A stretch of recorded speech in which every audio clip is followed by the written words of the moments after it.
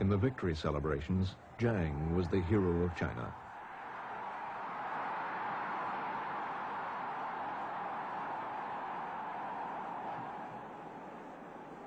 But the quick end of the war left an important question unresolved.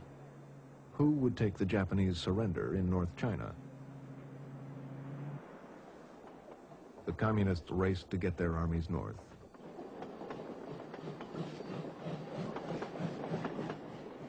Nationalist troops were airlifted by America to arrive first. General Lu Jingzhao remembers what Mao said about Chiang Kai-shek. He wants to come down the mountain to harvest peaches. That's what Mao said. Our people and our army had made great sacrifices behind the Japanese lines. So we wanted to take the surrender in those areas. I rode all night back to the front. You couldn't say we were harvesting peaches, but we did want to taste a few. Civil war seemed inevitable. Patrick Hurley, now U.S. ambassador in China, persuaded Mao to go to Chongqing for talks with Jiang.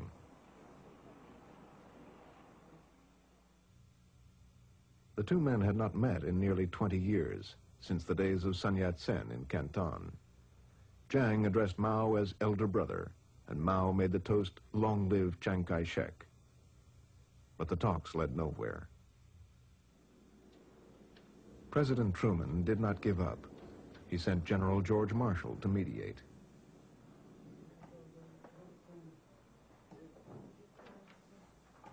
An agreement was signed, and then quickly broke down.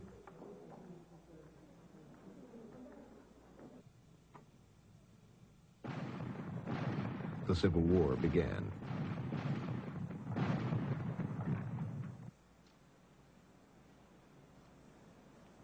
At first, it went badly for the communists. In March 1947, Mao announced to his troops that they would withdraw from Yan'an because of a successful nationalist advance.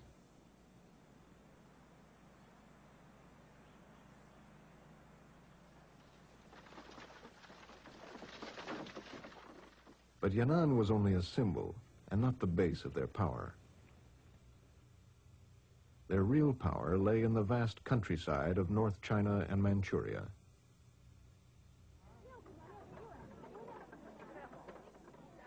It had been built up during the war with Japan, when moderate reforms had attracted support from all economic levels of society.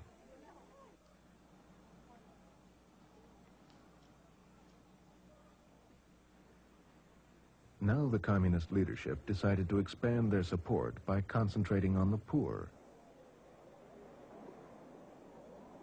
They launched a radical land reform movement, attacking their old allies in the prosperous middle class. In Li Laoqi's house, we first drove out his cattle and pigs. Then we took all the furniture, cabinets, and trunks out of his house. We took all his clothes, too. After that, we shut him up in a small room and told him to write a confession. Then the people wanted to struggle with him. They shouted, "Li Laoqi, you must confess honestly. Who did you exploit? How much money have you piled up? Where have you hidden it? You must confess." We struggled with him for a long time. He had buried his silver dollars underground. We got him to confess where he had hidden the money. As the poor divided up the land of the prosperous, many communists were torn between the demands of the party and of their families. Even veteran party members were attacked. When the reforms came, you had to go along with them. Because I was a party member, I had to take the lead. My parents didn't agree with me. Even though they were in charge of the family property, they had to listen to me.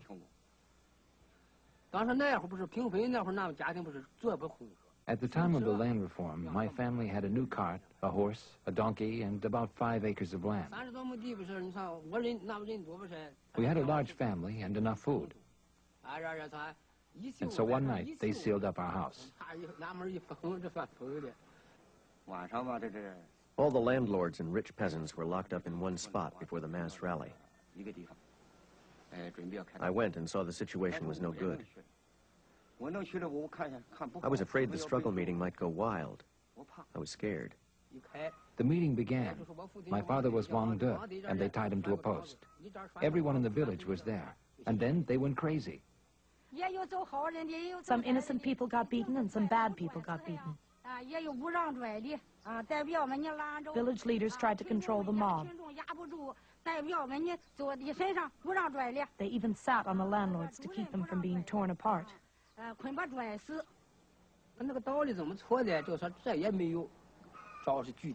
What they did was wrong. They ignored the facts. If you weren't poor, if you were better off, then you were guilty. That's how they reasoned. Land reform had become mob rule. It tore families and villages apart. The communists began to lose support. In December 1947, Mao urged restraint. 5 months later, the movement was stopped. The communists tried to minimize the damage and backtracked to their moderate wartime policies. They managed to salvage peasant support.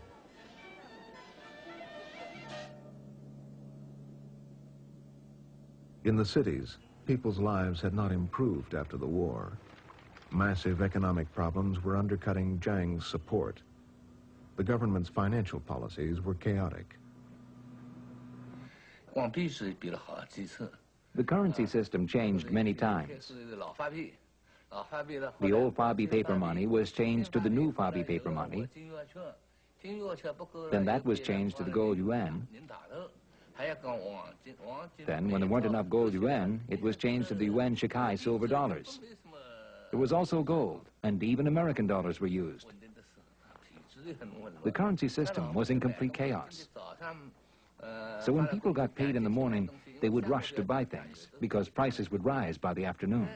Sometimes the price would double. People had a rough time. The homeless and starving filled city streets. Black market trading and corruption were widespread.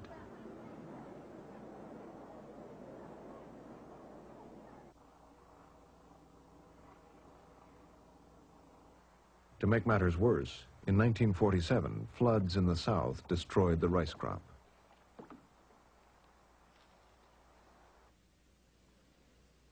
And in the north, there was a devastating famine.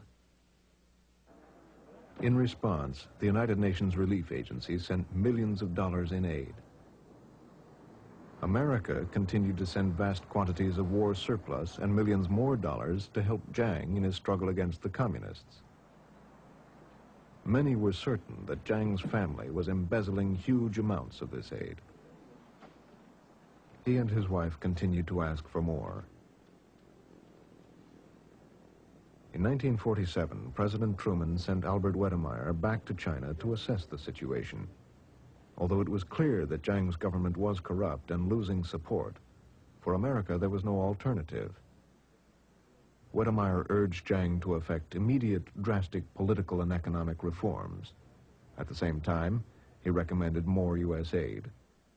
Wedemeyer's recommendation that we continue to support the government of Chiang Kai-shek has to be considered in the context of the times of the Cold War, in which the Chinese communists seemed to be allied with the Russians, and the hope that somehow or other military aid might contribute to the survival of Chiang Kai-shek's government. But American aid could not win the war for Jiang. He made the crucial mistake of overextending his forces in the north. The communists responded with a change in tactics. They mounted a major offensive against the nationalist armies in the cities.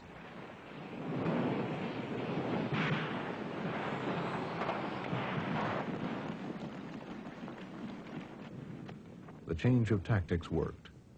By November 1948, after only a month and a half, the Communists won control of North China. Nationalist troops were crossing over to us in divisions and armies.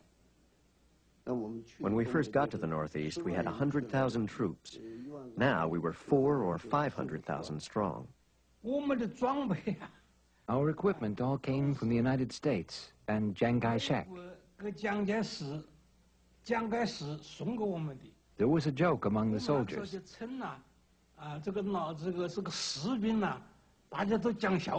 They said that Chiang was our best supplier of American weapons. That was the joke.